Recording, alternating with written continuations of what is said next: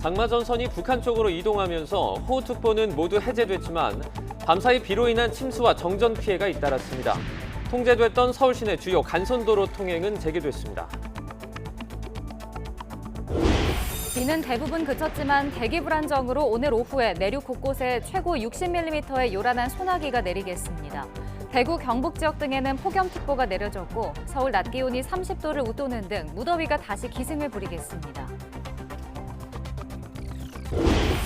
오늘부터 유류세 인하폭이 기존 30%에서 법정 최대 한도인 37%로 확대됩니다. 전기와 가스요금은 예고한 대로 오늘부터 인상됩니다. 윤석열 대통령이 3박 5일 동안 이어진 나토 정상회의 일정을 마치고 오늘 귀국합니다. 한미일 삼각 공조 복원 등이 성과로 꼽히지만 나토가 대중국 견제를 본격화한 점은 부담이 될 전망입니다. 푸틴 러시아 대통령이 나토의 군사력 증강에 맞대응할 수 있다고 경고한 데 대해 나토는 모든 만일의 사태에 대비하고 있다고 밝혔습니다. 반면 러시아 측은 러시아와 서방 간에 이미 철의 장막이 드리워졌다며 독자 노선 의지를 분명히 했습니다. 민주당이 오는 4일 본회의를 열어 국회의장을 선출하기로 했습니다. 국민의힘이 야당의 단독 의장 선출에 반발하면서 이번 주말이 원구성 협상의 분수령이 될 것으로 보입니다. 이달 말 임대차 3법 시행 2년을 앞두고 임대차 시장에서 월세 비중이 한 달 만에 10% 가깝게 급증했습니다. 전셋값이 급등한 데다 금리 인상으로 대출 이자 부담이 커지면서 자금 조달이 어려워진 영향으로 보입니다. 수도권 레미콘 운송 차주들이 운송료 인상 등을 요구하며 오늘부터 파업에 돌입합니다. 건설 현장 물류 차질이 우려됩니다.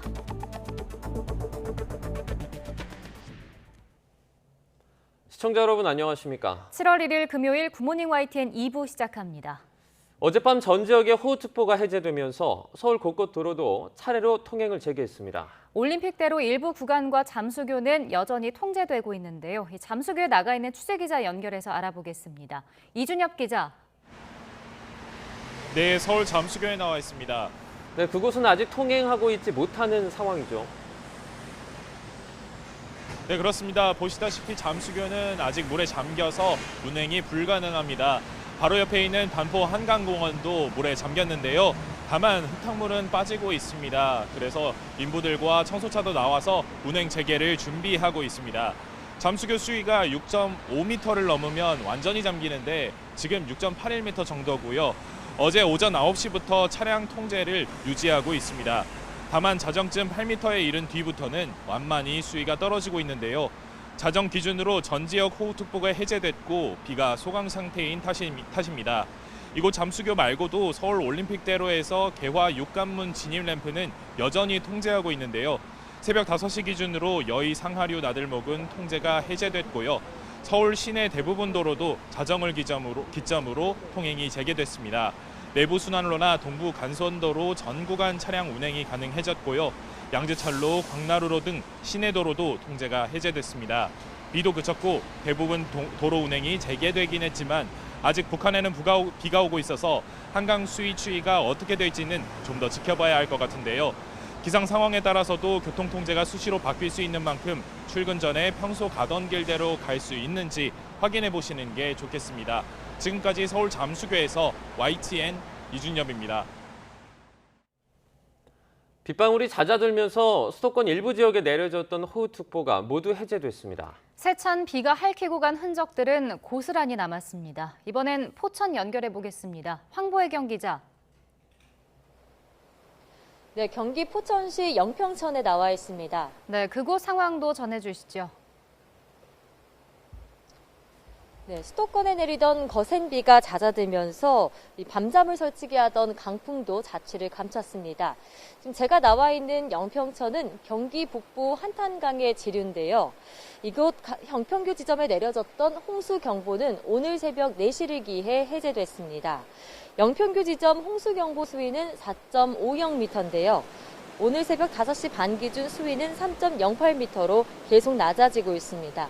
그보다 앞선 새벽 2시 반은 한강유역인 서울시 대곡교 지점과 경기 남양주시 진관교 지점에 내려졌던 홍수주의보가 해제됐습니다. 한강 홍수통제소는 장맛비가 소강 상태에 들어가면서 하천 수위가 낮아지고 있어 호우특보를 해제한다고 밝혔습니다. 며칠 동안 이어진 장대비에 집이 물에 잠기고 인도가 내려앉는 등 비 피해가 잇따랐습니다. 하천이 범람해 도로가 통제되고 강풍에 나무가 나뒹구는 등 곳곳의 피해 상황이 YTN 시청자 제보로 속속 전해졌습니다. 기상청은 장마 전선이 북한 쪽으로 올라가면서 오늘 오전까지 경기 북부와 강원 북부에 비가 내리는 곳이 있겠다고 예보했습니다. 다만 약해진 지반 탓에 산사태나 공사장 붕괴 등의 위험이 있는 만큼 안전에 유의하셔야겠습니다. 지금까지 경기 포천시 영평천에서 YTN 황보혜경입니다. 강원 지역은 밤사이 대부분 비가 그치면서 호우특보도 모두 해제됐습니다. 하지만 강과 계곡은 이미 수위가 많이 늘어났고 계속된 장맛비로 집안마저 약해져 있는 상태라 각별한 주의가 필요합니다. 현장 취재기자 연결하겠습니다. 홍성욱 기자. 네, 강원도 춘천시 신부급 춘천댐 인근에 나와 있습니다. 네, 지금 홍 기자 뒤로 크게 불어난 계곡도 보이는데요. 그곳의 상황은 어떻습니까? 네, 그렇습니다. 제가 지금 나와 있는 이곳 춘천을 비롯해 강원 지역에도 정말 많은 장맛비가 내렸습니다. 현재는 비는 대부분 그쳤고 호우주의보도 모두 해제됐습니다. 하지만 안심할 수만은 없습니다. 산지가 많은 강원 지역 계곡도 참 많습니다. 제 뒤로 보면 이렇게 무섭게 불어난 계곡물 확인할 수 있는데요. 이 모습만 봐도 이곳에 비가 얼마나 많이 내렸는지 짐작하실 수 있을 겁니다. 크고 작은 비 피해도 발생했습니다. 지난 28일 장맛비에 토사 150톤이 쏟아져 복구한 강원도 춘천의 한 지방도로에서 어제 다시 토사가 유출되는 사고가 발생했습니다. 긴급 복구 작업을 마쳤는데요. 춘천과 원주, 횡성 등 곳곳에서 나무가 쓰러져 도로를 접치는 사고도 발생했습니다. 관광지도 폐쇄됐습니다. 강원도 철원군은 계속된 장맛비로 집안이 약해지고 한탄강 수위가 높아져 안전을 위해 주상절리길 관광지를 임시 폐쇄했습니다. 이 밖에도 이번 장맛비로 곳곳에서 농경지와 지하실 등이 침수되는 피해도 발생했습니다. 네, 춘천에는 북한강 수계댐들이 있는데 이 수문을 열고 방류를 하고 있다고요? 네, 그렇습니다. 이 춘천에 있는 의암댐과 이 춘천댐, 이 북한강 수계의 댐 두 곳이 일제히 수문을 열고 수천 톤의 물을 방류하고 있습니다. 제가 앞서 말씀드린 대로 춘천댐 인근에 나와 있다고 말씀드렸는데 잠시 제 뒤를 보면 뒤에 있는 이 댐이 춘천댐입니다. 현재 수문 8개를 모두 8개를 열고 쉴 새 없이 물을 쏟아내는 모습 보이는데요. 호수나 강가 주변에 거주하시는 분들은 피해 없도록 주의하셔야겠습니다. 앞서 말씀드린 대로 산지가 많은 강원 지역 산사태 위험도 커지고 있습니다. 강원도 대부분 지역에 산사태 주의보도 내려져 있는데요. 계속된 장맛비로 집안이 많이 약해져 있는 상태입니다. 비는 그쳤지만 절대 방심하지 말고 피해 없도록 안전사고에 각별한 주의가 필요합니다. 지금까지 강원도 춘천에서 YTN 홍성욱입니다. 밤사이 수도권에 빗줄기가 잦아들긴 했지만 앞서 내린 장대비로 곳곳에 피해가 속출했습니다. YTN에 들어온 제보 화면에 고스란히 담겼는데요. 우철희 기자가 모아봤습니다. 플라스틱 바가지로 계속해서 물을 퍼냅니다. 퍼낼 물은 아직 한참 남았는데 대야는 이미 한가득입니다. 어제 저녁 경기도 수원시 영화동에 있는 주택 반지하층 복도에서 벌어진 상황입니다. 근처의 주택 반지하층 일부에는 집 안까지도 물이 찼고 상가 1층이 침수된 곳도 있었습니다. 주민들은 소중한 집을 떠나 임시 대피소로 몸을 옮겨야 했습니다. 잠을 잘 수 없으니까 거기 피해자들이요. 그 유스 호텔에 다 모인다고 거기서 시침이랑 그런 거 다 해결해주고 시에서 다 잡아줬다고 이게 받고 다 글로 갔거든요. 비슷한 시각 경기도 용인시 고기동의 도로는 쑥대밭이 됐습니다. 도로는 하천으로 변했고 강한 바람에 쓰러진 나무까지 나뒹굽니다. 인근 주민들은 옴짝달싹하지 못하고 마음을 졸였습니다. 서울 자곡동에 있는 아파트에는 난데없이 폭포가 생겼습니다. 아파트 시설의 계단을 따라 흙탕물이 콸콸콸 흘러내립니다. 단지 곳곳에도 물이 고여 있었다고 주민들은 말했습니다. 오늘 새벽 서울 도봉구청 인근입니다. 한때 통제됐던 동부간선도로 바로 옆 중랑천 산책길이 쓰레기장이 됐습니다.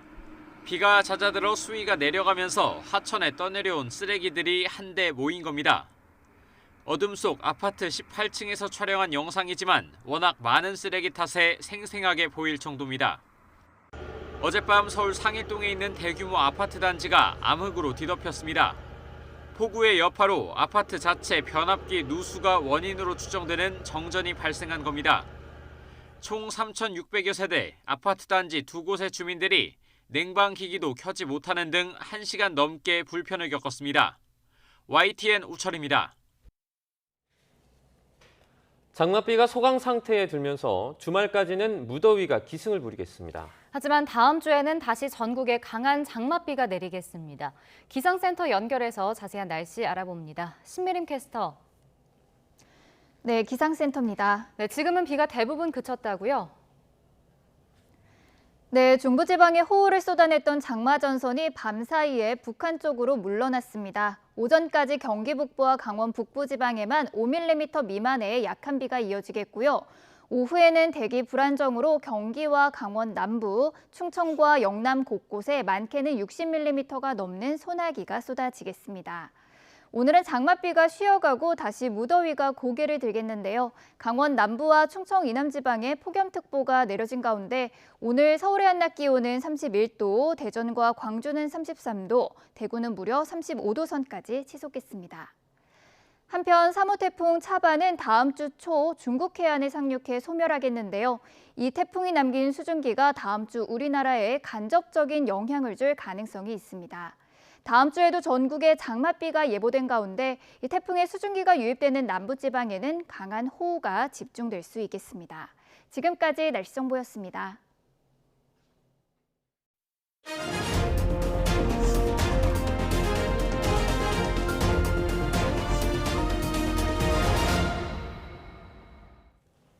윤석열 대통령이 한 차례 면담이 불발돼 외교 결례 논란이 일었던 옌스 스톨텐베르그 나토 사무총장과 면담했습니다.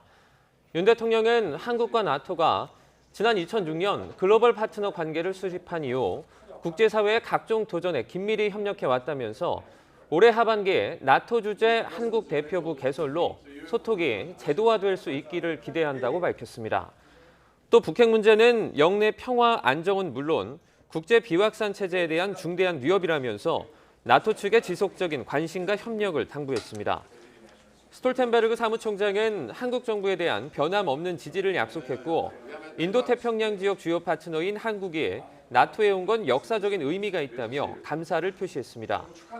양측은 지난 28일 면담할 예정이었지만 핀란드와 스웨덴의 나토 가입 문제를 놓고 관련국 간의 협상이 지연되면서 만남이 이틀 미뤄졌습니다. 윤석열 대통령은 나토 정상회의 기간 경제와 안보를 지렛대로 3박 5일 동안 무려 16개의 일정을 소화했습니다. 다자외교 데뷔전에 대해 대통령실은 정상외교의 첫 단추를 잘 끼웠다고 자평했지만 한계도 뚜렷했습니다. 스페인 마드리드에서 조은지 기자가 이번 순방을 결산했습니다. 윤석열 대통령은 군사동맹 성격의 나토 회의에 우리 대통령 최초로 참석해 지역을 떠나 가치를 공유하는 나라들과 연대하겠다고 외쳤습니다. 북한의 무모한 핵미사일 개발 의지보다 국제사회의 북한 비핵화 의지가 강하다는 걸 강력히 보여줘야 한다고 비공개 연설도 했습니다. 자유와 인권, 법치를 중시하는 그런 규범에 입각한 질서가 존중되는 그런 협력을 우리 나토 국가들과 인태 국가들이 함께 연대해서 만들어 가야 된다.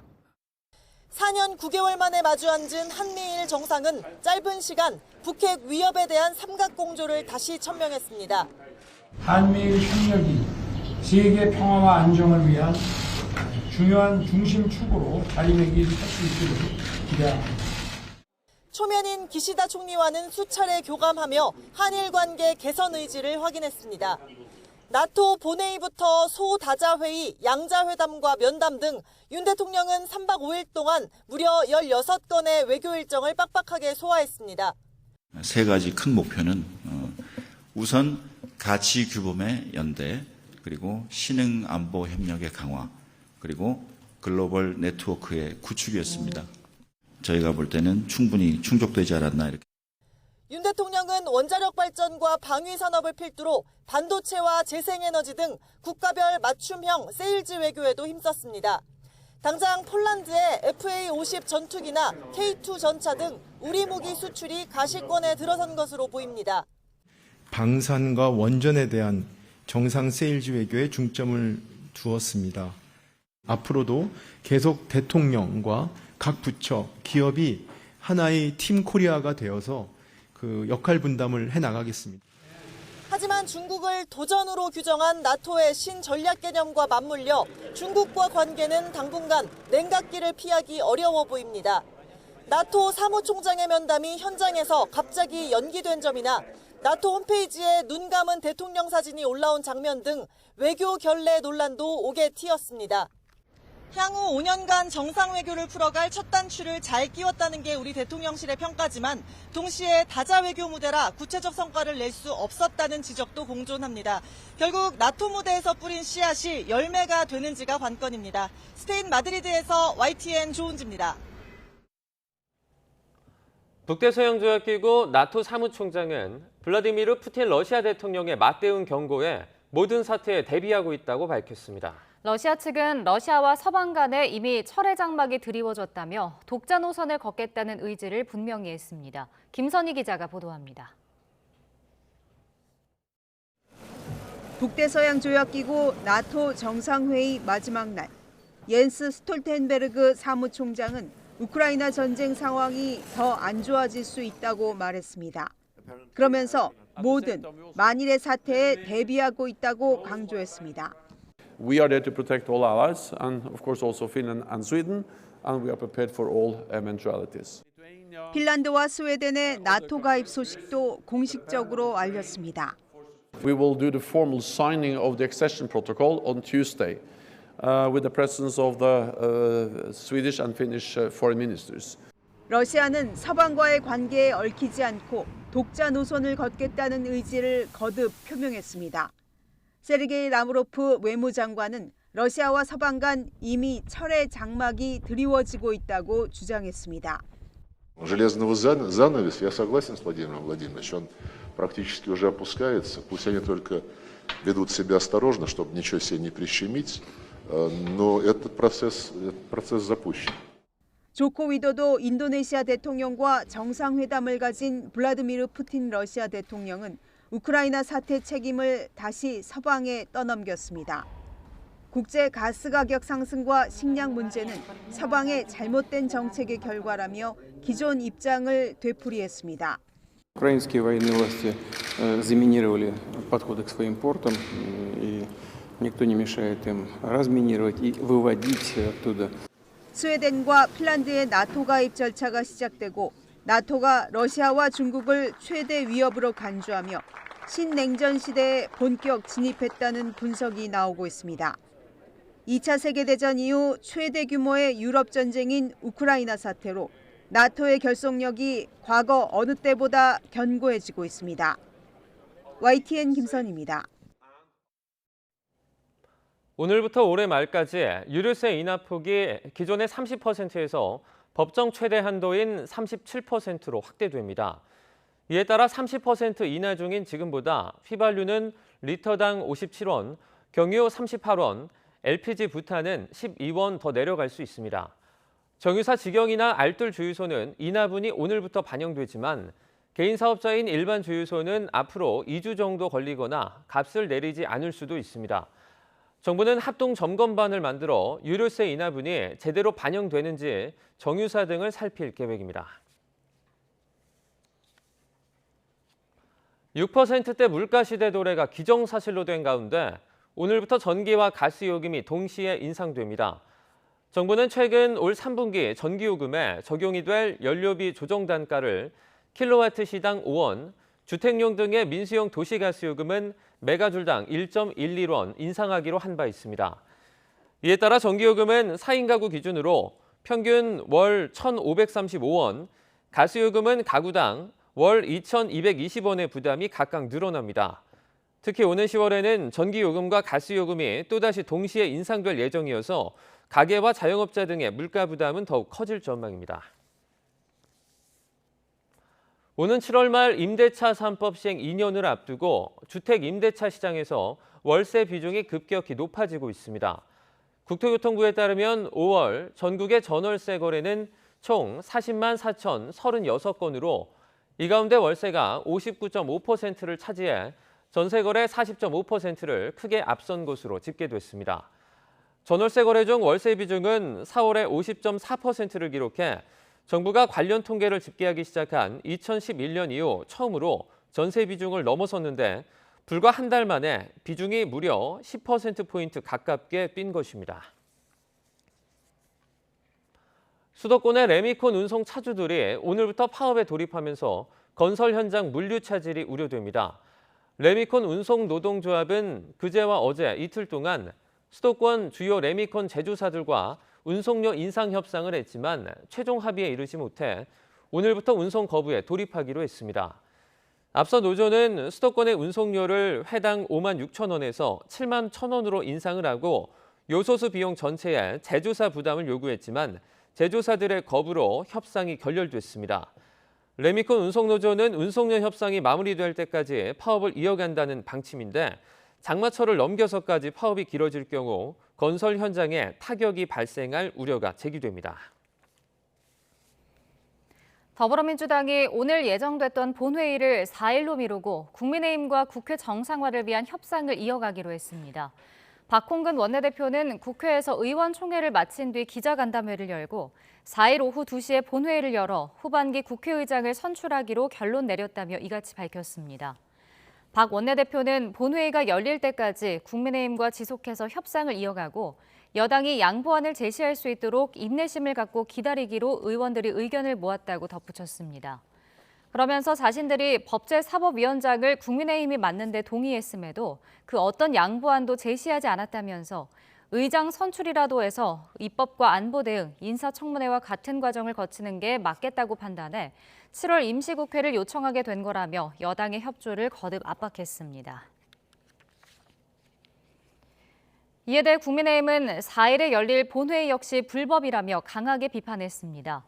국민의힘 송원석 원내수석 부대표는 긴급 기자간담회를 통해 민주당의 본회의 연기 결정은 불행 중 다행이라고 밝혔습니다.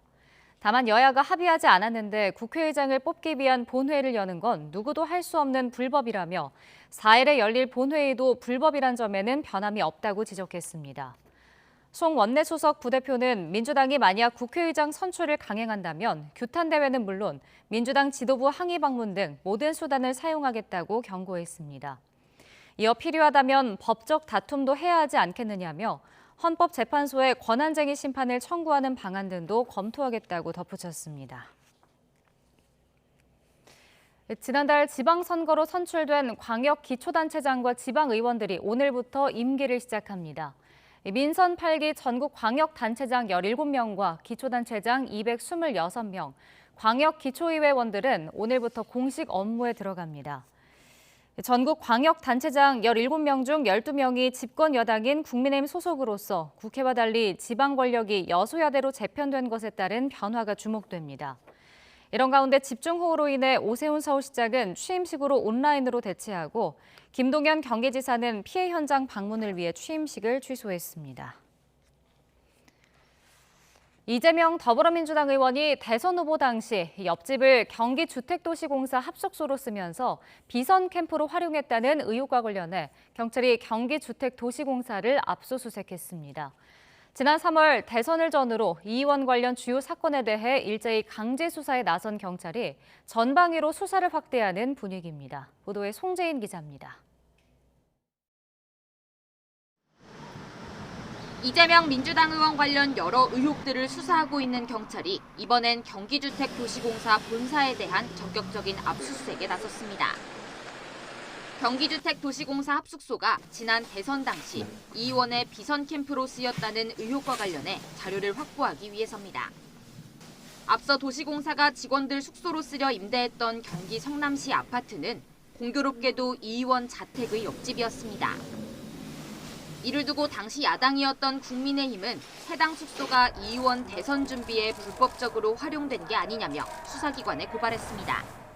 사무관이 초밥 10인분을 제공하면서 기생충이 있는 거 아니냐고 말을 했던 부분이 많이 의혹이 연결이 되고 있습니다. 기생충들이 먹는 초밥 10인분이라고 할 것입니다.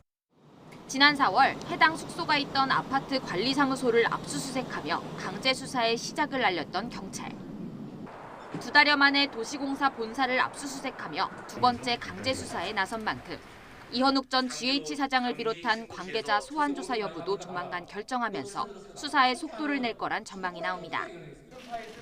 이외에도 배우자 김혜경 씨를 둘러싼 법인카드 유용 의혹과 백현동 의혹, 성남FC 후원 특혜 의혹까지 경찰은 이미 이 의원과 관련한 주요 사건들에 대해 빠짐없이 강제 수사에 돌입했던 상태입니다. 사건들을 맡은 경기 남부경찰청의 수사 지휘 라인이 경찰 인사 과정에서 모두 교체되면서 이 의원 관련 수사가 더욱 확대될 수 있다는 관측도 제기됩니다. YTN 송재입니다.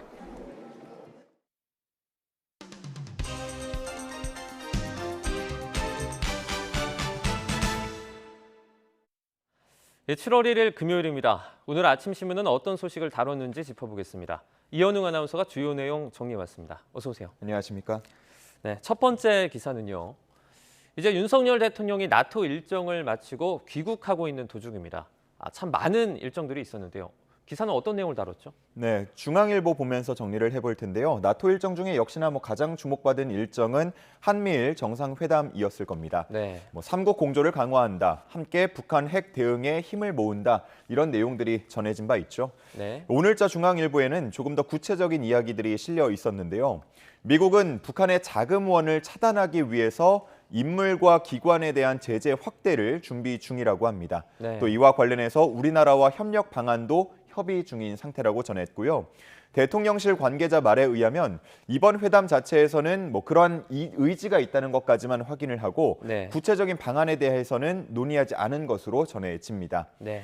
한편 다른 추가 제재에 대해서는 한미 간 협의를 해놨다는 얘기도 있었는데 다만 군사 사항이나 보안 사항이 담겨 있기 때문에 지금 구체적으로 얘기하기는 어렵다라고 전했습니다. 한편 일본과 관계에 대해서는 오는 10일이죠. 일본 참의원 선거가 끝나면 한일 관계 복원을 위한 실무 작업을 시작할 거라고 내다봤는데요. 톱다운 방식으로 정상끼리 관계를 개선하려는 준비가 되어 있는 것 같다고 썼습니다. 네.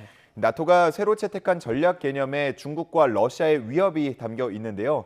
이에 대해서 현재 중러는 반발하고 있는 상황입니다. 그래서 신냉전 시대가 본격화할 거란 전망이 잇따라서 나오고 있는데요. 이 시점에서 우리에게는 중국과의 관계 재설정이라는 과제가 남겨졌다는 내용도 있었습니다. 네. 다음 기사 정치권 소식도 살펴보겠습니다. 먼저 여당입니다.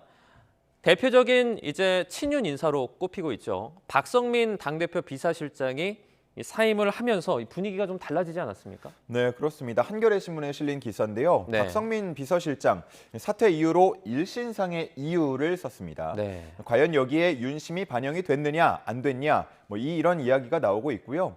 그동안은 친윤계와 이 대표가 말로써 설전을 벌여왔다면 이제는 이렇게 행동으로 옮기는 차원까지 번졌다고 봤습니다. 네. 이전과 다른 전면전으로 갈등이 번질 거라는 전망도 있었고요. 또 대통령실 쪽에서 효용감이 다한 이 대표를 이른바 손절하는 거라는 이야기도 있었습니다. 오는 7일이죠. 한 차례 연기된 윤리위 징계 심의가 진행이 될 텐데 당내에서는 이 대표 사퇴를 전제로 조기 전당대회설이 다시 고개를 들고 있다고 했고요. 네. 한편 이 대표에게 성상납을 한 의혹으로 조사를 받고 있는 업체 대표 2013년부터 2016년까지 20차례 넘게 접대를 했다고 진술한 것으로 알려지면서 윤리위에서는 과연 어떤 결과가 나올지 더 주목이 되고 있습니다. 네. 이준석 대표는 결과에 대한 상황별 시나리오를 준비를 하고 있다고 하는데 친윤계와의 장기전에 대비하는 분위기라고 전하고 있었습니다. 네. 다음 기사로 야당 소식도 살펴보도록 하겠습니다. 자, 이재명 붙자라는 제목이 눈에 띕니다. 이제 당대표를 두고 한판 벌이자 이런 얘기 같은데요.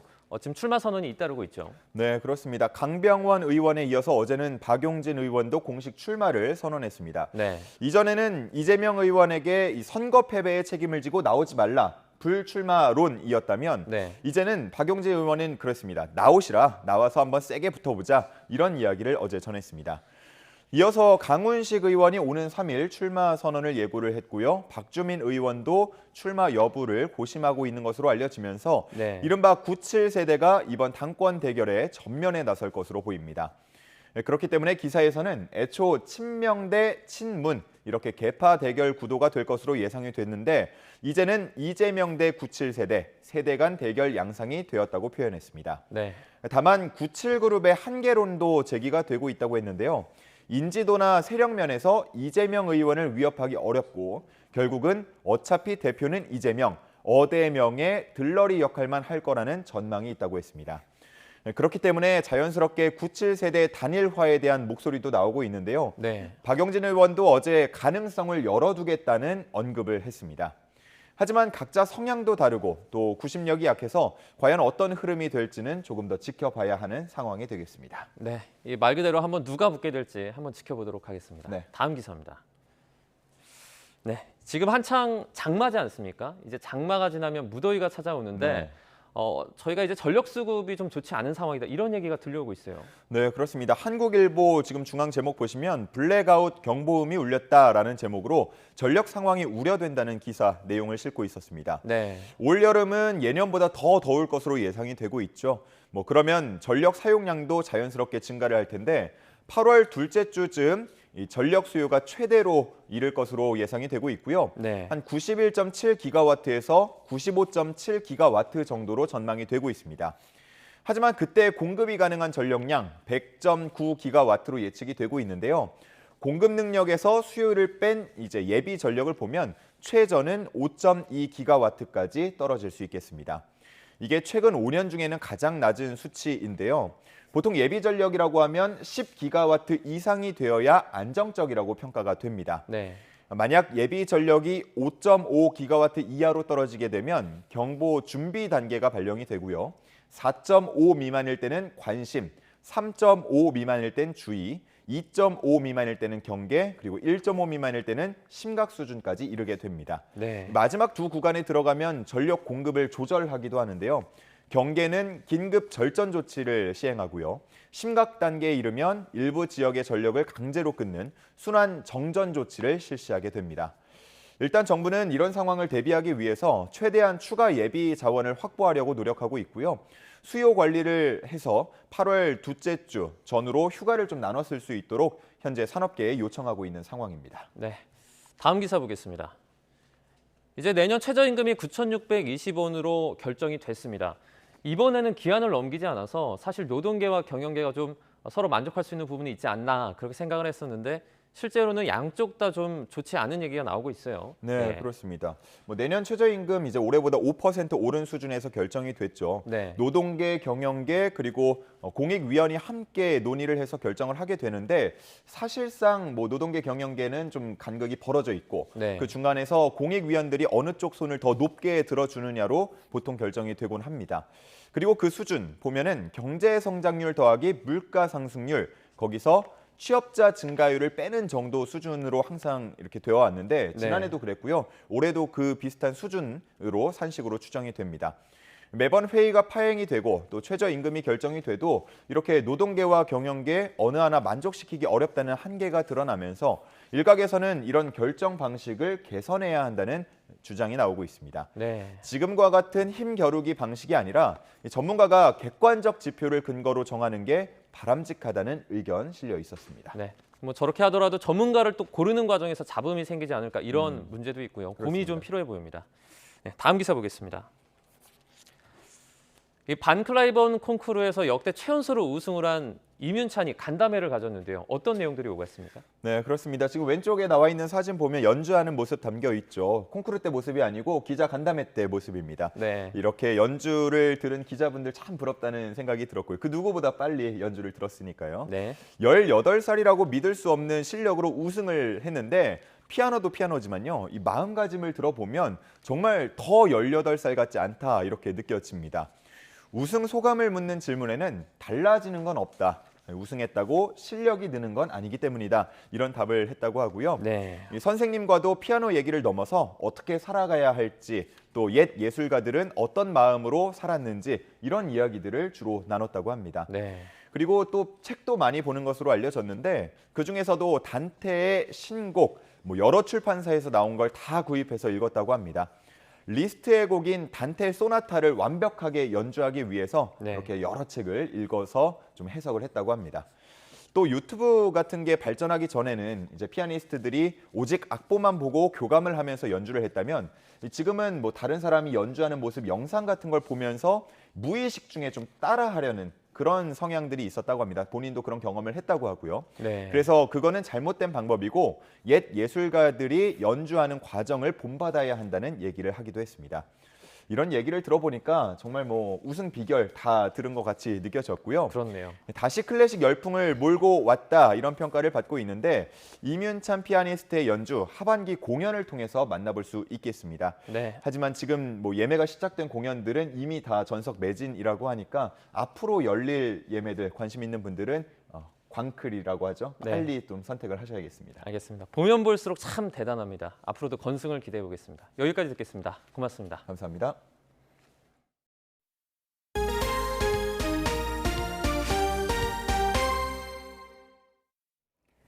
동해안 관광지 곳곳에 경영난으로 문을 닫거나 짓담한 건축물들이 흉물처럼 방치돼 미관을 해치고 있습니다. 지자체가 방치 건축물을 철거할 수 있도록 특별법까지 만들었지만 사유재산이다 보니 정비 사업은 좀처럼 진척을 보이지 못하고 있습니다. 보도에 송세혁 기자입니다. 천혜의 절경을 자랑하는 삼척의 한 해안 도로입니다. 해안 절벽 옆에 지상 9층짜리 호텔이 흉물처럼 서 있습니다. 녹슨 건물 외벽은 뜯겨나갔고 건물 안에는 각종 쓰레기가 널려 있습니다. 주변 상가 건물도 곳곳이 깨지고 부서져 폐허로 변했습니다. 호텔이 경영난으로 휴업한 뒤 8년 넘게 방치되고 있는 겁니다. 최근 호텔 건물을 인수한 업체가 재건축을 추진하고 있지만 계획대로 완공될지는 미지수입니다. 경관적으로나 위치적으로는 아주 좋은 데인데 저렇게 방치되어 있으니까 진짜 보기가 좋지 않습니다.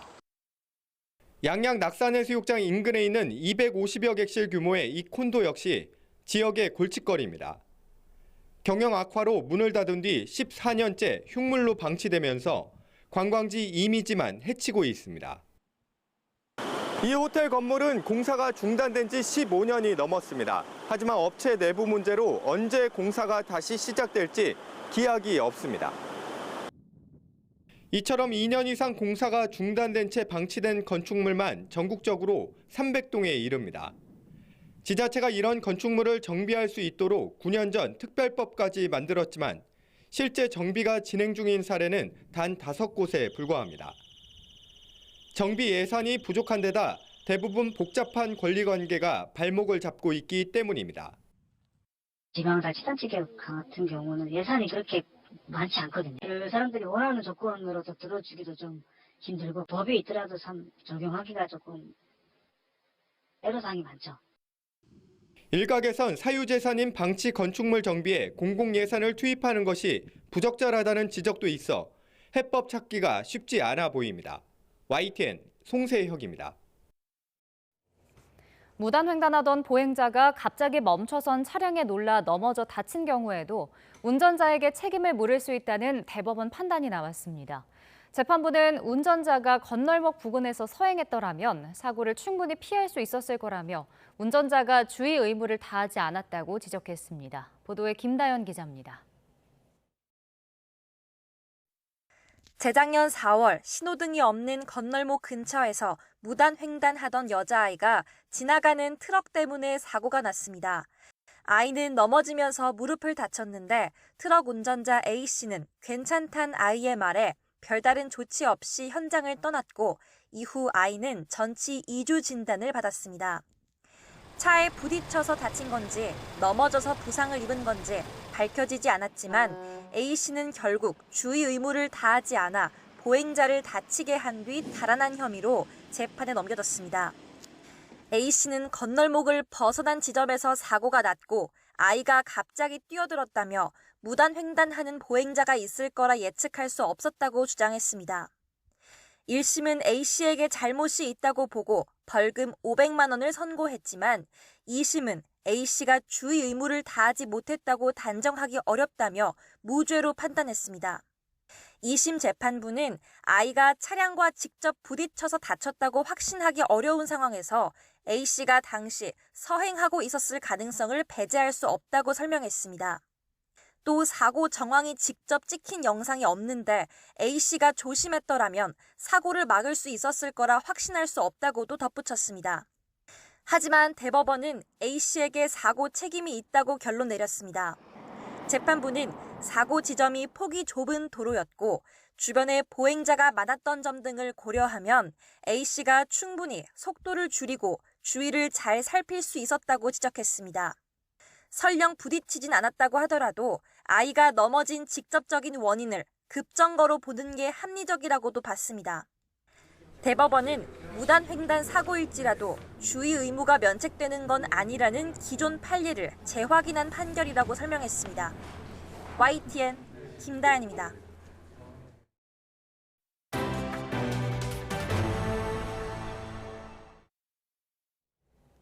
밤사이 장맛비가 소강 상태를 보이면서 서울 시내 도로 대부분이 통행을 재개해 출근길 영향은 제한적일 전망입니다. 잠수교도 물이 거의 빠졌다고 하는데요. 현장 취재기자 연결해서 알아보겠습니다. 이준엽 기자. 네, 서울 잠수교에 나와 있습니다. 네, 지금 잠수교의 상황은 어떻습니까? 네, 보시다시피 잠수교는 물이 거의 빠졌지만 아직은 물에 잠겨 있어서 운행이 불가능한 상태입니다. 바로 반포 항공공원도 마찬가지인데요. 다만 물이 점점 빠지고 있어서 청소차와 작업자가 나와서 운행 재개를 준비하고 있습니다. 잠수교가 잠기는 수위가 6.5m인데 지금 6.65m여서 곧 물 밖으로 완전히 모습을 드러낼 것으로 보입니다. 어제 오전 9시부터 차량 통제는 유지되고 있는데요. 다만 자정쯤 8m에 이른 뒤부터는 줄곧 수위가 떨어지고 있습니다. 자정 기준으로 전 지역 토우특보가 해제됐고 비가 소강 상태인 탓입니다. 아직 통제 중인 도로는 이곳 잠수교와 올림픽대로 개화 육관문 정도고요. 서울 시내 대부분 도로도 자정을 기점으로 통행이 재개됐습니다. 내부 순환로나 동부 간선도로 전 구간 차량 운행이 가능해졌고요. 양재철로, 광나루로 등 시내 도로도 통제가 해제됐습니다. 비도 그쳤고 대부분 도로 운행이 재개되긴 했지만 아직 북한에는 비가 오고 있어서 한강 수위 추이가 어떻게 될지는 좀 더 지켜봐야 할 것 같은데요. 기상 상황에 따라서도 교통 통제가 수시로 바뀔 수 있는 만큼 확인해 보시는 게 좋겠습니다. 서울시도 대중교통 집중배차 시간을 출퇴근 시간대에 30분씩 연장했고 지하철 운행을 늘렸습니다. 지금까지 서울 잠수교에서 YTN 이준엽입니다. 연일 내리던 장대비가 사그라들면서 전국의 호우특보가 모두 해제됐습니다. 비는 그쳤지만 곳곳에서 호우 피해가 잇따랐습니다. 현장 취재기자 연결해 알아보겠습니다. 황보혜경 기자. 네, 경기 포천시 영평군에 나와 있습니다. 네, 포천 현장 상황도 전해주시죠. 네, 세차게 내리던 비는 그쳤지만 그 흔적은 고스란히 남았습니다. 지금 군데군데 이렇게 하천변으로 물이 넘치면서 이렇게 풀들이 바닥을 향해 쓰러진 모습이 보이고요. 또 물과 함께 휩쓸려온 쓰레기들도 볼 수 있습니다. 물살은 눈으로 보기에도 매우 빠른데요. 다리 기둥을 보시면 간밤 어디까지 물이 찼었는지 알 수 있습니다. 경기 북부 한탄강의 지류인 영평천 영평교 지점에 내려졌던 홍수경보는 오늘 새벽 4시를 기해 해제됐습니다. 영평교 지점 홍수경보 수위는 4.50m인데요. 오늘 새벽 6시 반 기준 수위는 2.92m로 계속 낮아지고 있습니다. 그보다 앞선 새벽 2시 반엔 한강유역인 서울시 대곡교 지점과 경기 남양주시 진관교 지점에 내려졌던 홍수주의보가 해제됐습니다. 한강 홍수통제소는 장맛비가 소강 상태에 들어가면서 하천 수위가 낮아지고 있어 호우특보를 해제한다고 밝혔습니다.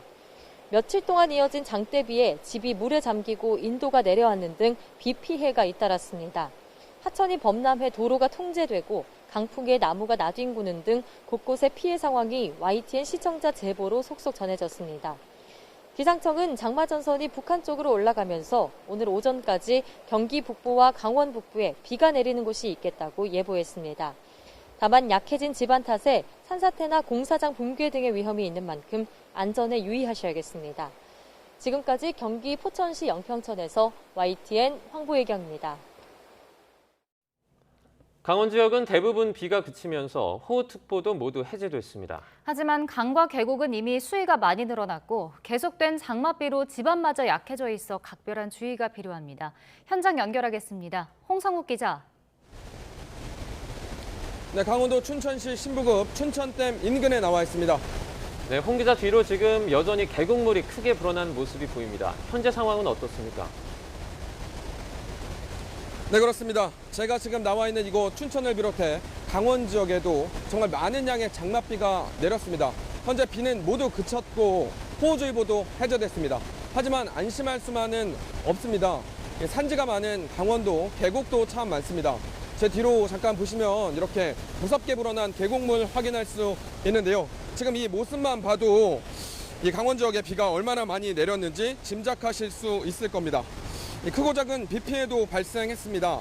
지난달 28일 장맛비에 토사 150톤이 쏟아져 복구한 강원도 춘천의 한 지방 도로에서 어제 다시 토사가 유출되는 사고가 발생했습니다.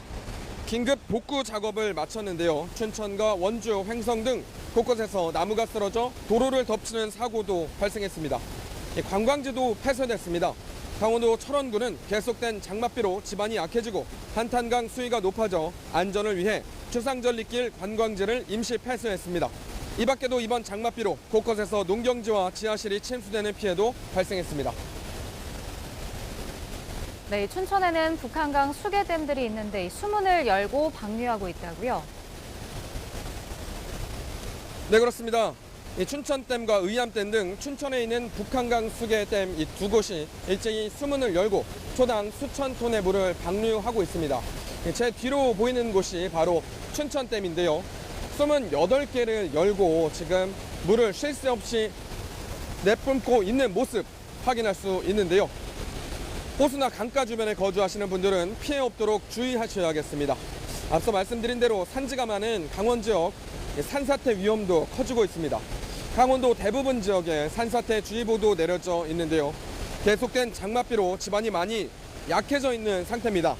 비는 그쳤지만 절대 방심하지 말고 피해 없도록 안전사고에 각별한 주의가 필요합니다. 지금까지 강원도 춘천에서 YTN 홍서욱입니다. 장맛비가 소강 상태에 들면서 주말까지는 무더위가 기승을 부리겠습니다. 다음 주에는 태풍의 수증기가 더해지며 이번 주보다 더 강한 장맛비가 내릴 가능성이 있는데요. 기상센터 연결해서 날씨 알아보겠습니다. 신미림 캐스터. 네, 기상센터입니다. 네, 장맛비는 일단 모두 그쳤다고요? 네, 밤사이 장마전선이 북한 쪽으로 물러나면서 내륙의 장맛비는 소강 상태를 보이고 있습니다. 오늘은 장맛비 대신에 무더위가 기승을 부리겠는데요. 오늘 서울의 한낮 기온은 31도, 대구는 무려 35도 선까지 치솟겠습니다. 오전까지 경기 북부와 강원 북부 지방에만 5mm 미만의 약한 비가 이어질 수 있겠고요. 오후에는 대기 불안정으로 경기와 강원 남부, 충청과 영남 곳곳으로 많게는 60mm가 넘는 소나기가 지나겠습니다. 강원 남부와 충청 이남 지방에 폭염특보가 내려진 가운데 오늘 서울의 한낮 기온은 31도, 대구는 35도 선까지 크게 오르겠습니다. 다음 주에는 다시 전국에 장맛비가 내리겠는데요. 특히 3호 태풍 차바의 간접 영향과 또 일본 오키나와 남동쪽 부분에서 북상 중인 열대 저압부의 영향으로 우리나라에 이번 주보다 더 강하고 많은 장맛비가 우려되고 있습니다. 앞으로 발표되는 기상 정보를 꼼꼼히 확인해 주셔야겠습니다. 지금까지 날씨 정보였습니다.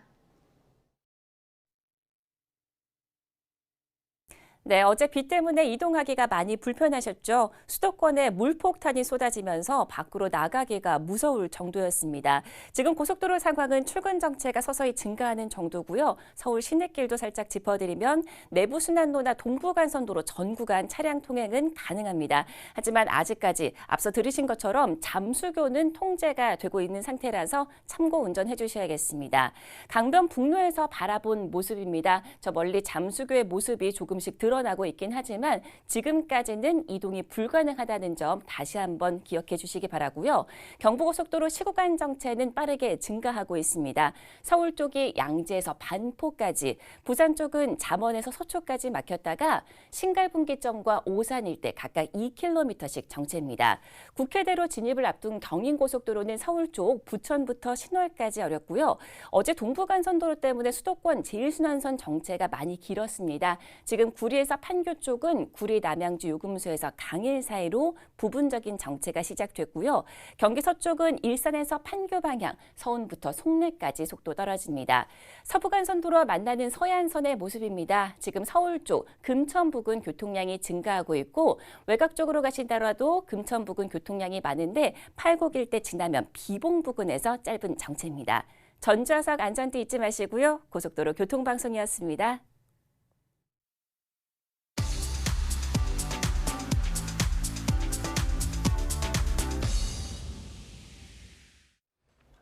네, 경제 소식을 빠르게 전달해 드립니다. 네, 굿모닝 경제 이인철 참 좋은 경제연구소장과 함께하겠습니다. 어서 오십시오. 안녕하세요. 네, 밤사이 해외 증시 상황부터 살펴보도록 하겠습니다.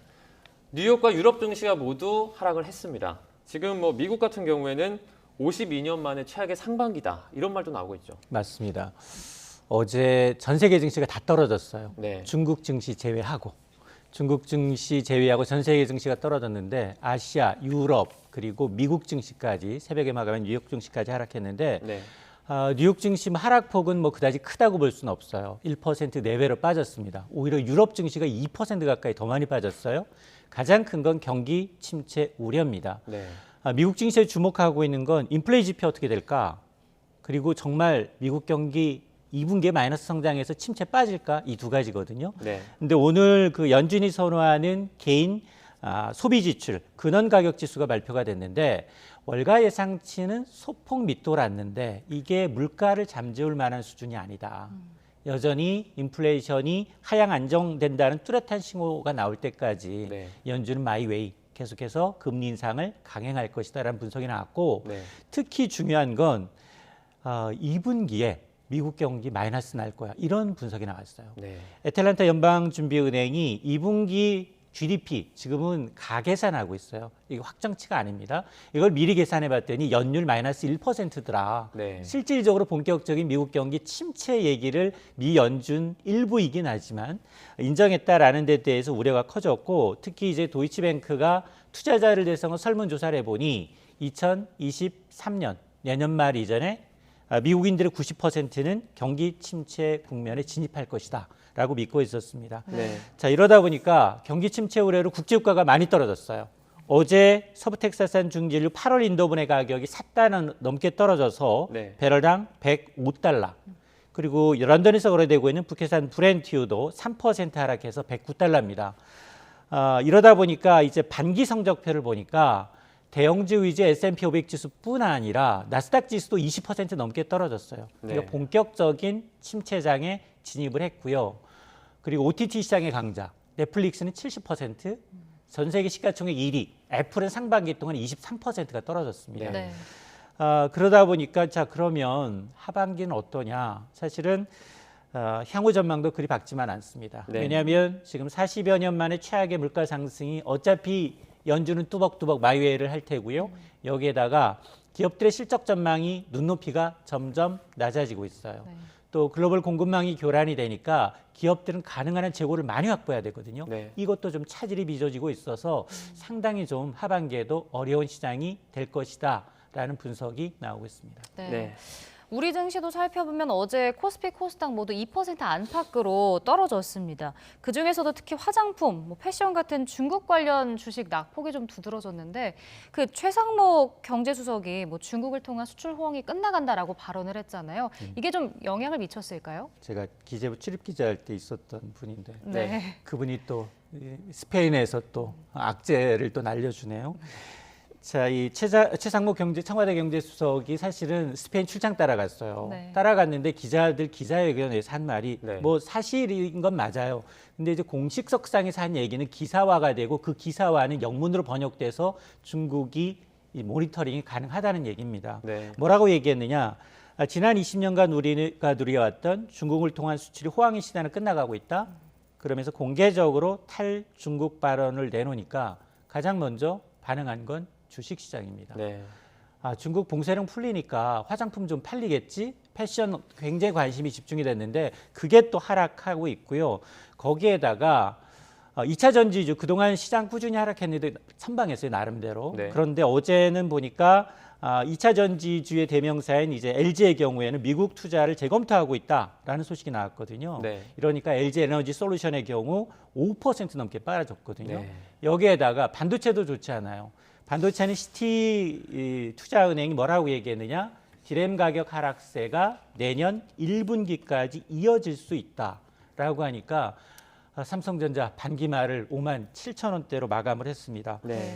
이 사실 이 미국도 중요하지만 우리 시장에 투자하신 분들도 상당히 중요하거든요. 근데 상반기 전체를 놓고 보면 오히려 이제 서학개미보다 동학개미들이 그나마 하락률에서 선방한 것으로 나타나서 이례적이었습니다. 이제 가상화폐도 저희가 좀 둘러보도록 하겠습니다. 올해 2분기에만 비트코인 가격이 지금 58% 하락했다는 소식이 있는데요. 제가 조금 전에 또 확인을 해봤는데 지금 아직도 2만 달러 아래를 밑돌고 있습니다. 최근에 악재들이 좀 많았죠. 투자하고 있죠 지금. 뭐 이거 보시는 분 많죠? 많아졌어요. 보시는 분이 되게 많아졌어요. 네. 투자하신 분이 많아졌는데 사실은 제가 누누이 말씀드리지만 네. 이렇게 미국이 이제 시중에 풀려 있던 돈을 확 끌어당기는 이제 긴축을 하잖아요. 가장 위험한 자산부터 돈을 빼요. 네. 그러니까 아무리 비트코인이 대장주고 2,100만 개로 한정돼 있는 굉장히 제한된 수량이고 90% 이상이 채굴이 끝났어요. 네. 이 반감기라고 해서 점점 채굴이 어려워져요. 그럼 가격이 올라야 되는데 네. 이게 긴축의 장사 없습니다. 그러다 보니까 말씀하셨던 것처럼 CNN 방송이 가상화폐 데이터 제공업체에 따른 이 비트코인 가격을 보니까 올 2분기에만 58%가 떨어졌는데 네. 2분기 첫날 거래량이 45,000달러가 넘었다는 겁니다. 근데 말씀하셨던 것처럼 지금 18,000-9,000달러를 횡보하고 있다는 거 아니겠습니까? 네. 이달 기준으로도 거의 40% 가까이 떨어져서 최악의 한 달을 보냈는데 고점 대비 지난해 11월이 아마 68,000달러, 9,000달러 갔었거든요. 네. 원화 기준 8,800만 원 갔어요. 네. 그런데 지금은 거의 한 70% 가까이 내려갔고요. 이등주가 이더리움이에요. 이더리움도 비슷한 하락폭을 보이고 있습니다. 자, 문제는 지금 굉장히 좋지 않은 시그널이 그동안은 개인들도 빠졌는데 지금 기관들조차도 이 코인 시장에서 빠져나올 조짐을 보이고 있어요. 네. 그러다 보니까 가상화폐 대부업체들은 일부 이제 파산 루머까지 나돌고 있습니다. 자, 이런 것들이 계속해서 악재가 되고 있어서 네. 이 뱅크런처럼 이제 코인런이 상당히 좀 우려되는 상황입니다. 네. 근데 얼마 전까지는 이제 화폐의 가치가 우리가 보통 쓰고 있는 화폐의 가치가 떨어진다는 그런 전망 속에 어떤 뭐 통화 인플레이션의 해칭 수단으로 이게 좀 각광을 받지 않았습니까? 네. 뭐 비트코인 1억 간다 이런 얘기도 계속해서 나왔고요. 그 소장님께서 보실 때는 그러면 향후 비트코인 1억 갑니까? 그거를 네. K코인, 루나, 테라가 깨줬어요. 네. 아니 하루아침에 내 통장 잔고가 수억 원에서 제로가 될 수도 있구나를 꿈을 깨줬어요. 네. 물론 이 대표가 얘기한 게 있어요. 권 대표가 그 일주일 전에 인터뷰에서 이 코인 시장의 95% 코인은 사라질 것이다. 그 5% 저도 동의합니다. 네. 5% 옥석가리가 진행될 수 있다. 네. 저는 이제 블록체인 기반의 비트코인이라든가 NFT 기반의 이더리움이라든가 1, 2위나 이제 몇 개 소수 불가의 경우에는 굉장히 이 조정 구간을 구축해 난 다음에는 네. 각광을 받을 수 있어요. 근데 예측은 금물. 뭐 1만 달러가 아니라 50만 달러 간다는 데도 있었어요. 네. 그러니까 전문가들의 예측은 틀리라고 있는 거예요. 네. 경기 전망 틀려, 물가 전망 틀려, 성장률 전망 틀려, 전쟁 전망 틀려, 유가 전망 다 틀리거든요. 네. 참고는 하되 너무 맹신을 하지 말자. 알겠습니다. 알겠습니다. 네, 오늘부터 또 달라지는 것들도 있습니다. 먼저 유류세를 살펴보면 오늘부터 유류세 인하폭이 법정 최고 한도인 37%까지 확대가 되는데요. 근데 이게 이제 주유소 가면 오늘부터 기름값 넣을 때 좀 체감할 수 있는 건지 실효성이 있는지 좀 궁금하거든요. 저도 가보려고 해요. 지금 네. 간당간당해요. 네. 근데 문제는 뭐냐면 이게 지금 주유소 사정을 좀 알아야 돼요. 인프라를 보게 되면 알뜰 주유소, 직영 주유소는 정부 눈치 보기 때문에 바로 인하해요. 네. 근데 전체 시장에서 차지하는 비중이 너무 미미해요. 한 열의 9, 90% 이상은 개인 자영업주세요. 그러다 보니까 지금 아무리 주요 정유업계가 바로 가격 인하분을 반영하도록 하겠다라고 얘기는 하고 있는데 실제로 가서 보시면 가격 반영 안 된 곳이 많습니다. 그걸 네. 또 인위적으로 강요할 수도 없어요. 왜냐하면 세금 깎기 전에 들여온 것을 싸게 팔라고 한다면 그분들은 손해거든요. 네. 그래서 실질적으로 오늘부터 이제 이 리터당 휘발유의 경우는 한 57원 정도, 경유 가격은 38원 정도, 부탄 LPG 경우에는 한 12원 정도 인하는 있습니다. 네. 근데 이제 체감하기는 좀 쉽지 않아 보이고, 네. 그래서 아마 기대 인플레이션율 얘기 많이 했을 거예요. 최근 10년 만에 최악이다. 거기 소비자들 전국 도시가구 2,500가구한테 물어봤어요. 네. 6월 13일부터 20일 사이에 뭐가 가장 물가 굉장히 어렵습니까? 라고 했더니 첫 손에 유류예요. 10명 중에 8명이 기름값 무섭다예요. 그 다음이 농축수산물, 물가, 장바구니 물가 어렵다. 세 번째가 공공요금이거든요. 네. 그러면 지금 뭐 국회에서는 논의 차원에서 유류세 지금 휘발유의 거의 한 60%가 세금이에요. 그리고 이건 정액제이기 때문에 잘 깎아지지도 않아요. 그러다 보니 유류세를 한 절반 정도, 50% 아예 그냥 한시적으로 깎자, 아니면 한시적으로 좀 배제하자, 이런 논의가 이루어지고는 있는데 네. 정작 이제 국회가 열리지 않는 것도 문제지만 두 가지를 봐야 돼요. 유류세를 이렇게 50% 깎거나 아니면 이제 하게 되면 세수 결손이 굉장히 많습니다. 지금까지도 한 3조 원 가까이 지금 세수원이 줄어들었고요. 올 하반기까지 계속 이게 이어지게 되면 5조 원 가까이 돼요. 또 하나가 유류세를 또 깎아주면 대형차를 타는 부자들이 더 많이 혜택을 보거든요. 네. 그래서 이런 가장 급한 지금 뭐 이 여름철 앞두고 에어컨부터 계속해서 이제 에너지 취약계층에 대한 이런 이 보호 대책이 먼저 나오고, 그리고 난 다음에 전반적인 이제 서민들 생활에 직결되는 기름값을 좀 완화할 수 있는 방안을 좀 모색을 해야겠습니다. 네. 오늘부터 이제 전기요금도 오릅니다. 사회적 거리두기 해제까지 이제 되면서 전력 수요가 좀 늘어날 것으로 이제 날도 더워지고 있죠. 그렇게 전망이 되고 있는데요. 이게 결과만 놓고 보면 전기요금은 좀 더 내게 되고, 그리고 이제 전력 수급이 조금 불안해지는 좀 참 안타까운 상황이 된 것 같아요. 맞아요. 우리가 블랙아웃, 정전 경험한 게 2011년이에요. 와, 갑자기 꺼졌어요. 서울에 깜깜해졌어요. 자, 그런 사태가 발생할 거냐? 지금 산자부는 좀 우려하고 있는 것 같아요. 지금 때일은 이제 무더위 때문에 이렇게 장마라고 하면 날씨라도 좀 기온이라도 내려가야 되는데 밤에도 에어컨을 틀 상황이거든요. 네. 전력 예비율은 10% 두 자릿수 이상을 유지해야 돼요. 그 밑으로 나오게 되면 지금 정부는 긴장합니다. 네. 근데 지금 이미 지난달 23일에 전력 예비율이 10%대 아래로 떨어졌어요. 이게 전력 예비율이 5% 미만으로 떨어지면 강제적인 조치에 들어가요. 네. 근데 문제는 뭐냐? 전력 사용량 피크는 8월 둘째 주예요. 8월 둘째 주에 지금 간등간등하게 전력 예비율 5% 아래로 내려갈 가능성이 있다라고 지금 어제 얘기했거든요. 네. 자, 이렇게 되면 어떻게 되느냐? 정부가 전력 수급 비상 단계를 발동해요. 이러면 먼저 산업용 일이 계약이 돼 있어요. 네. 이런 비상사태일 경우에 전력을 먼저 차단하는 대신에 나중에 현금으로 보상하는 이 산업용 먼저 차단하고, 그 다음부터는 마지막으로 이게 발동이 되면 가정, 사무실, 냉난방 설비 가동시설 중단됩니다. 네. 그러니까 지금 할 수 있는 건 뭐냐? 일단 정부는 좀 이 대정전에 이제 아픈 트라우마가 있기 때문에 지금 당장 발전을 확보하기 좀 어려워요. 네. 그래서 좀 이 휴가, 산업계의 경우에는 8월 둘째 주 이내로 휴가를 좀 분산하고, 가정의 경우에는 실내 온도를 한 26도로 좀 준수해달라라고 호소를 하고 있는 상황입니다. 네. 계속해서 부동산 이야기도 좀 해보겠습니다. 정부가 전국 17개 지역의 규제 지역을 해제했는데요. 일단 수도권과 세종은 빠졌고요. 근데 이제 가격 하락하는 지역 중심으로 그럼 거래가 앞으로 좀 되살아날까요? 어떨까요? 맞아요. 세종시하고 수도권을 뺐어요. 세종시는 집값 하락률 지금 1위거든요. 네. 48주째 집값 떨어지고 있고, 대구도 한 30주 넘게 떨어져서 대구는 다 빠졌어요. 근데 결론적으로 보니까 투기 과열지구에서 6곳이 해제가 됐고요. 그리고 지금 조정 대상 지역에서 11곳, 그래서 17곳이 빠졌습니다. 네. 아마 추가로 한다 하더라도 서울하고 수도권은 맨 마지막 순차적으로 한다고 하더라도, 네. 근데 지금 그 금리 인상의 그 부동산 시장도 예외가 아닌 게 집값이 지금 전국의 집값이 8주 연속 떨어지고 있거든요. 그렇기 때문에 이제 추가적인 규제가 좀 풀어질 가능성은 높지만 이게 규제적이 왜 중요하느냐. 대출, 세제, 청약, 광범위하게 영향을 미치거든요. 그렇기 때문에 아마 이제 규제 지역은 점진적으로 더 확대될 가능성은 높지만 그럼에도 불구하고 예전처럼 빚내서 집을 살 수 있는 그런 시기가 아니기 때문에 상당히 좀 주의 깊게 보셔야 되겠습니다. 지금 전세의 월세와도 좀 주목이 되고 있습니다. 상당히 가속화되고 있는 모양새예요. 이 이유가 뭡니까? 그렇습니다. 지금 지난달 10건 가운데 임대차 시장 계약 6건이 바로 월세로 계약을 맺고 있다는 거예요.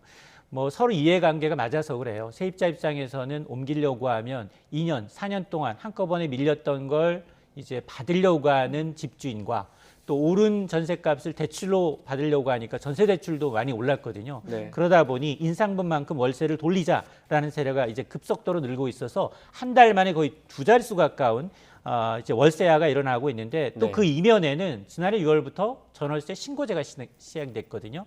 여기에는 1인 가구가 많이 선호하는 오피스텔, 원룸, 여기 대부분 월세 계약이거든요. 이게 또 통계로 잡힌 것도 영향을 미치고 있는데 사실 이건 좋지 않은 징후예요. 전세라는 건 무주택자가 자가 마련하는 중간 디딤돌 역할을 해왔거든요. 근데 어느 순간 뭐 갭 투자의 대명사처럼 전세하면 빚 내고 집 사면 바로 들어가 살아. 너 실수요자 아니지. 이런 낙인이 찍히다 보니까 그런 거거든요. 사실 임대차 3법의 영향도 만만치 않기 때문에 아마 지금 그동안 전세 가격 8월 대란 우려했지만 이건 나타나지 않고 있어요.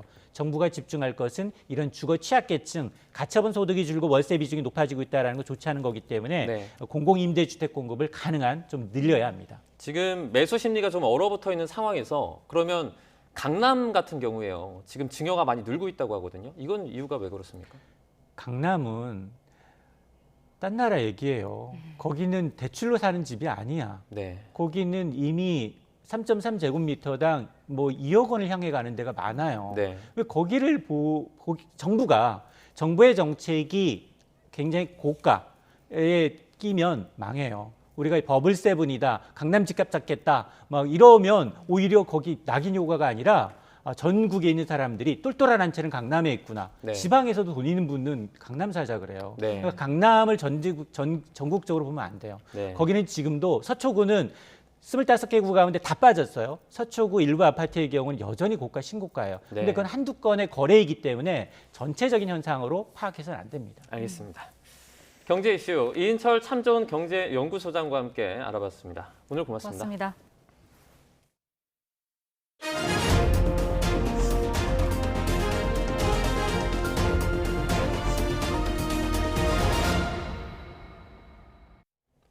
윤석열 대통령이 3박 5일 동안에 스페인 마드리드에서 진행된 나토 정상회의 일정을 모두 마무리하고 귀국길에 올랐습니다. 윤 대통령과 김건희 여사는 우리 시각 어젯밤 11시 20분쯤 스페인 마드리드를 출발해 경기 성남 서울공항으로 향했습니다. 3박 5일 동안의 나토 정상회의, 한미일 정상회의 등 다자회의에 참석한 데 이어 유럽 각국 양자회담까지 모두 16개 외교 일정을 소화했습니다. 윤석열 대통령은 첫 해외 일정 마지막 날 체코 등과 정상회담을 통해 원전 세일즈 외교를 펼쳤습니다. 출국 직전에는 면담 연기로 외교 결례 논란이 일었던 나토 사무총장을 면담했습니다. 스페인 마드리드에서 박소정 기자가 전해드립니다. 스페인 마드리드 방문 나흘째이자 다자 외교 마지막 날에도 윤석열 대통령은 빡빡한 일정을 소화했습니다. 먼저 체코 총리와의 정상회담에서는 전날 폴란드 회담에서처럼 적극적으로 한국 원전 세일즈에 나섰습니다. 체코 두코바니 신규 원전에 세계적 경쟁력을 갖춘 한국 기업들이 참여할 수 있도록 지원을 요청했습니다. 전날 약식 회담을 하려다 시간 부족으로 연기한 한 캐나다 정상회담에서는 북핵 문제와 우크라이나 사태 등을 논의했습니다. 한국전 당시 캐나다의 참전에 고마움을 잊지 않고 있다는 인사를 전하기도 했습니다. 참전이 없었더라면 우리 대한민국이 자유민주주의와 시장 경제를 오늘날 이렇게 발전시킬 수 없었을 것입니다. 당시 캐나다는 3대 참전국으로서 우리 국민들이 지금까지도 기억하고 늘 고마워하고 있으며 이어 스페인 경제단체장과 기업 대표 등 재계 인사들을 초청해 오찬 간담회를 열고 친환경 미래산업 등 여러 분야에서 투자와 협력을 강조했습니다. 교역에 어려움이 있다면 적극적으로 개선하겠다는 의지도 밝혔습니다. 한국에 투자하거나 교역하는 과정에서 어려운 점이 있으시면 허심탄회하게 말씀해 주십시오. 적극적으로 개선하겠습니다. 경제인들이야말로 양국 협력의 최일선에 계시는 분들입니다. 외교 홀대 논란이 일었던 스톨텐베르그 나토 사무총장과의 면담도 이뤄졌습니다.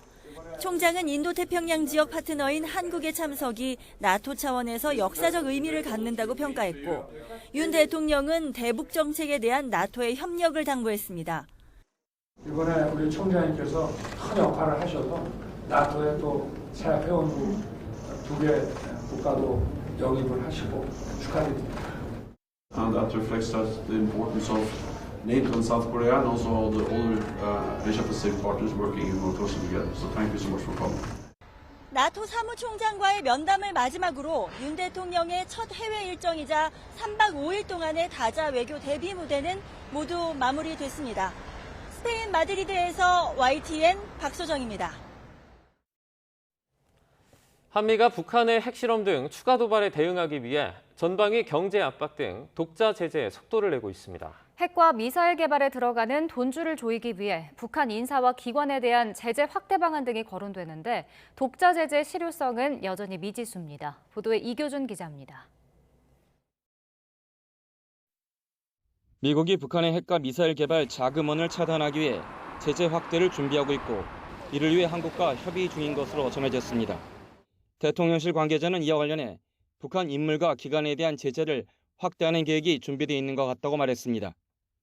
앞서 제이크 설리번 백악관 국가안보보좌관은 북한의 새로운 재원을 차단하는 방법을 계속 찾을 필요가 있다며 제재 확대 방침을 밝혔습니다. 한미 당국은 실질적 압박 효과를 거둘 수 있는 추가 제재 대상을 찾는 데 주력하고 있습니다. 북한의 해킹을 통한 암호화폐 탈취를 차단하는 방안도 포함된 것으로 전해졌습니다. 북한이 지금 제재를 회피하는 가장 큰 방법이 바로 가상화폐입니다. 그다음에 석탄 밀수출 2가지입니다.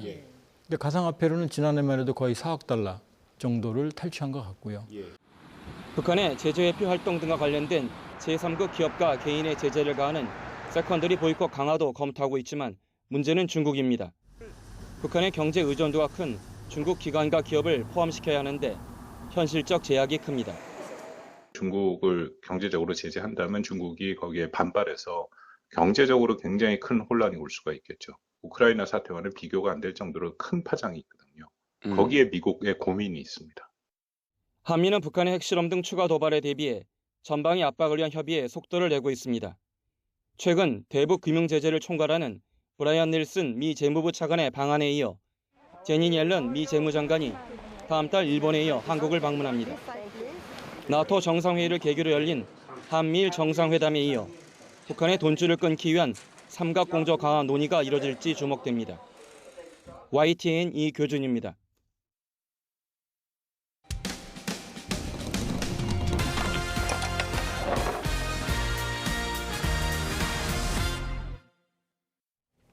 최근 장마가 시작되면서 곳곳에서 비 피해가 잇따르고 있습니다. 경기 남양주에 있는 한 신축 빌라에선 베란다에 물이 범람해 거실까지 물바다가 됐는데요. 입주민 측은 부실 시공이라고 주장하지만 배수 등에 관한 명확한 설계 규정이 없다 보니 건설사와 신경전만 이어지고 있습니다. 제보는 Y 정인용 기자입니다.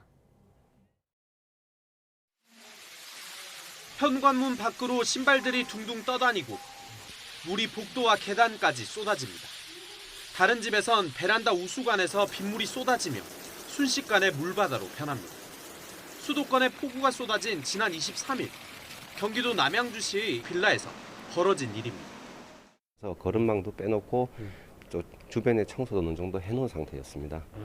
저희 집 물도 다 빼고 그리고 저 아래 세대로 물이 계단을 통해서 내려갔어요. 거기도 제가 2층, 1층까지 물을 다 치워줬습니다. 폭우로 침수 피해를 본 가구는 2곳이지만 주민들은 다른 세대들도 사실상 침수 위험에 노출돼 있다고 주장합니다. 각 층에 계단 형식으로 베란다가 설치된 이른바 테라스형 빌라인데 배수 설계에 결함이 있다는 겁니다. 네, 비가 오면 이곳 우수관을 통과해 배수 처리가 이루어지는데요. 보시는 것처럼 이곳 우수관과 배수구 사이 거리가 멀다 보니 물이 제때 빠지지 않고 온갖 이물질까지 함께 쓸려 내려갈 수밖에 없는 구조입니다. 일부 가구는 빗물이 들어오는 통로는 두 곳인데 아래로 빠져나가는 통로는 한 곳뿐이다 보니 아래층에선 빗물이 2배로 몰리면서 베란다가 범람하기도 합니다.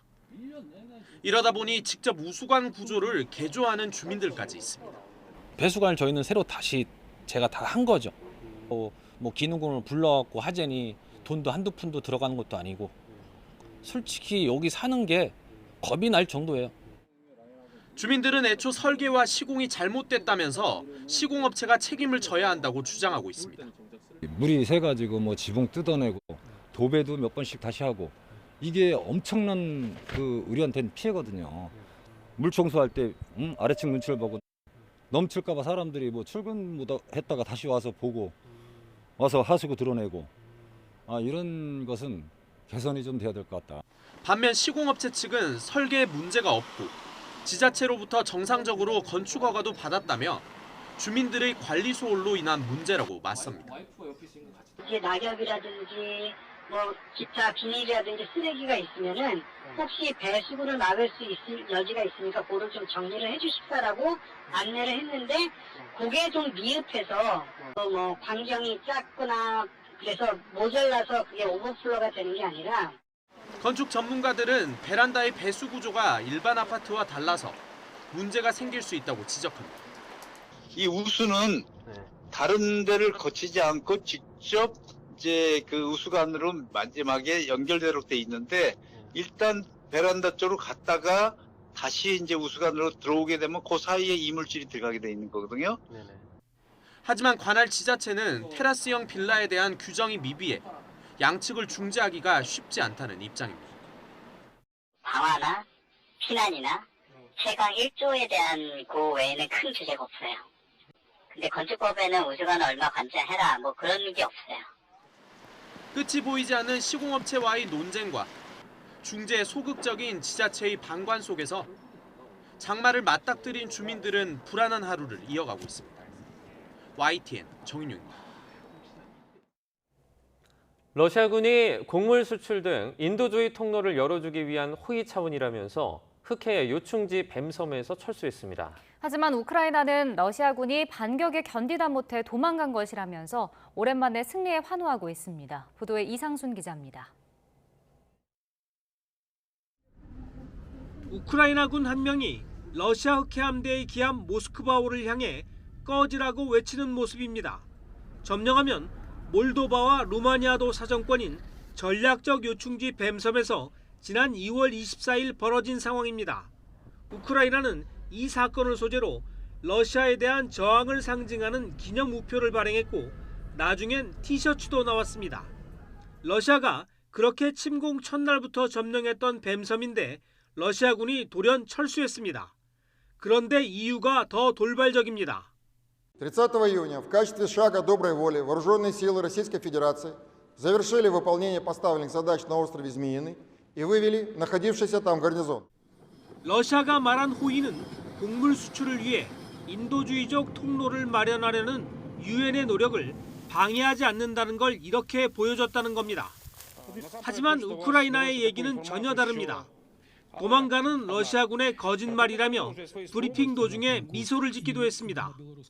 Нашої артилерії, ударів ракетних військ і авіації, противник, російські окупанти залишили острів Зміїний. Ми всі радіємо. Це так.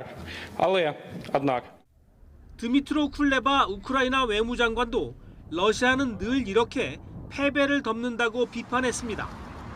우크라이나인들은 돈바스 등 동부 지역을 거의 다 빼앗긴 상황에서 들려온 오랜만의 승전보에 환호했습니다. Like we will never give up, you know, like never ever, like you know, like the people from like Snake Island, they knew this is like a fight they cannot win, right? But they were still like. 뱀섬에서는 퇴각했지만 러시아는 돈바스 등 우크라이나 동부를 완전히 점령하기 위해 루안스크주 리시찬스크에 맹공을 퍼붓고 있습니다. 러시아군과 친러 반군 세력은 현재 루안스크의 95%, 도네츠크의 절반 정도를 장악한 상황입니다. YTN 이상순입니다. 미국 연방대법원이 이번에는 미국 정부의 포괄적인 온실가스 규제에 제동을 거는 보수적인 판결을 내놨습니다. 온실가스 배출을 줄이려는 조 바이든 정부의 노력에 찬물을 끼얹는 셈인데 백악관에 이어 유엔도 이례적으로 비판했습니다. 워싱턴에서 강태욱 특파원이 보도합니다. 미국 대법원의 보수적 판결이 환경 문제까지 이어지고 있습니다. 이번에는 미국 환경청이 석탄 화력발전소의 온실가스 방출을 광범위하게 규제할 수 있는 권한을 갖는 것은 아니라고 판결했습니다. 정부가 규제하지 말라는 겁니다. 사안이 중요한 만큼 법을 만드는 의회가 결정하라는 겁니다. 이에 따라 2030년까지 전국적으로 온실가스 배출량을 절반으로 줄이겠다는 바이든 대통령의 목표가 큰 타격을 받게 됐습니다. 백악관은 미국을 퇴행시키려는 파괴적인 결정이라고 비난했습니다. 공기를 깨끗하게 유지하고 기후변화에 대응하는 정부 노력을 훼손시킬 수 있다는 겁니다. 유엔도 이례적으로 논평에 나섰습니다. 기후변화에 대응하는 전 세계적 노력을 더 어렵게 만들고 있다고 비판했습니다. Decisions like today's in the U.S. or any other major emitting economy makes it harder to meet the goals of the Paris Agreement for a healthy, livable planet, especially as we need to accelerate the phase out of coal and transition to renewable energies. 이런 가운데 미국 역사상 첫 흑인 여성 대법관이 공식 취임했습니다. That I will administer justice without respect to persons without respect to persons and do equal right and do equal right to the poor and to the rich. to the poor and to the rich. 지난 1월 퇴임 의사를 밝힌 진보 성향의 스티븐 브레이어 대법관 후임으로 바이든 대통령이 지명했습니다. 이 때문에 미국 연방 대법원의 이념적 지형은 보수 6대 진보 3으로 변화가 없습니다. 그런 만큼 미국 사회 갈등을 부추기는 보수적 판결이 더 이어질 수밖에 없을 것이란 전망입니다. 워싱턴에서 YTN 강태욱입니다. 주말을 앞두고 장맛비가 잠시 소강 상태에 들었습니다. 대신 오늘부터는 푹푹 찌는 무더위가 기승을 부리겠는데요. 현재 서울 기온은 23.4도로 크게 덥지 않지만 한낮에는 31도까지 오르면서 어제보다 8도나 높아 무척 후텁지근하겠습니다. 오늘 외출하실 때에는 통풍이 잘 되는 시원한 옷차림 해주시기 바랍니다. 현재 장마 전선은 북쪽으로 이동하면서 내륙의 비는 모두 잦아들었습니다. 다만 오후부터 경기와 강원, 충청과 영남 곳곳으로 요란한 소나기가 지나겠는데요. 양은 5에서 많게는 60mm로 지역 간의 편차가 크겠습니다. 이미 많은 비가 내리며 지반이 약해져 있는 만큼 추가적인 비 피해가 없도록 주의해 주시기 바랍니다. 장맛비가 쉬어가는 사이 다시 무더위가 고개를 들겠습니다. 강원 남부와 충청 이남 지방에 폭염특보가 내려진 가운데 오늘 서울 낮 기온 31도, 강릉 34도, 대구는 무려 35도까지 치솟겠고요. 폭염특보도 점차 확대 강화할 것으로 보입니다. 토요일인 내일은 더위가 더 강해지며 서울 낮 기온 34도까지 치솟겠습니다. 장맛비는 다음 주 초 다시 활성화되며 전국에 비를 뿌릴 것으로 보이는데요. 특히 3호 태풍 차바의 간접 영향과 일본 오키나와 남동쪽 부근에서 북상 중인 열대저하부의 영향으로 우리나라에 또다시 강하고 많은 비가 우려되는 상황입니다. 앞으로 발표되는 기상정보에 귀를 기울여 주시기 바랍니다. 어제까지 내린 비로 대기 중에 습도가 높아지면서 내륙 곳곳에 안개가 짙게 낀 곳이 많습니다. 특히 경남 남해안 지역에는 바다 안개까지 유입되면서 가시거리가 무척 좁게 좁혀져 있으니까요. 교통 안전에 각별히 주의해 주시기 바랍니다. 지금까지 상암동 야외 스튜디오에서 YTN 홍나실입니다. 금요일 아침 굿모닝 YTN은 여기까지입니다. 잠시 후 뉴스라이더가 방송됩니다. 시청해주신 여러분 고맙습니다.